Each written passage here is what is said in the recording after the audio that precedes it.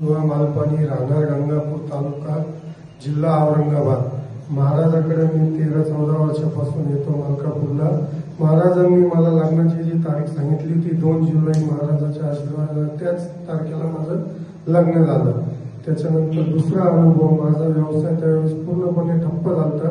महाराजकडे आल्यापासून त्यांच्या आशीर्वादाने भरभराटीत आला, एकदम व्यवस्थित चालू आहे आणि असंच चालू हे आशीर्वाद महाराजांनी मागतो। टाळ्याच्या गजरामध्ये स्वागत करूया।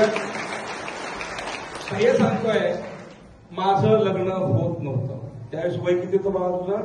माझा 34 माईक वर बोल, माईक वर। 34 वर्ष। 34 वर्ष म्हणजे खूप झालं, खूप झालं का? बोला ना, 34 वर्ष म्हणजे भरपूर झालं।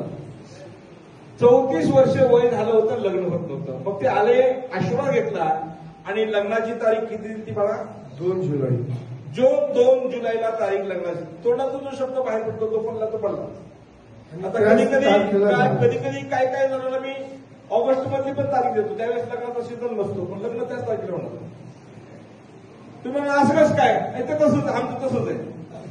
कसं आहे मला माहित नाही, तारीख दिली होती, त्याला सांगितलं भैया तो 2 जुलैला लग्न होणार आहे। तो मला म्हणला 2 जुलैला लग्नाची तारीख नसते, कारण का तुझं त्रिटवाडे पाहिजे हात लावायला येतो, नको तो टेन्शन घेऊ, तुला काय वाटायला काय घाबरू नको ना, नको लावू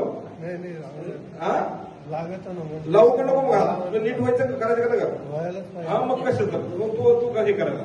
तर भैयाला 2 जुलैची लग्नाची तारीख दिली आणि मला सांगा जुलैमध्ये लग्नाच्या तारखा बोला ना मोठ्यानी, मी लग्नाच्या तारखा नसत्यात, पण ही कसं काय झालं? भैयाला तारीख दिली 2 जुलैला तुझं लग्न होणार, 2 जुलैलाच लग्न झालं। हा त्याचा अनुभव आहे। टाळ्याच्या गजरात चांगला धन्यवाद। मोठ्या आवाजामध्ये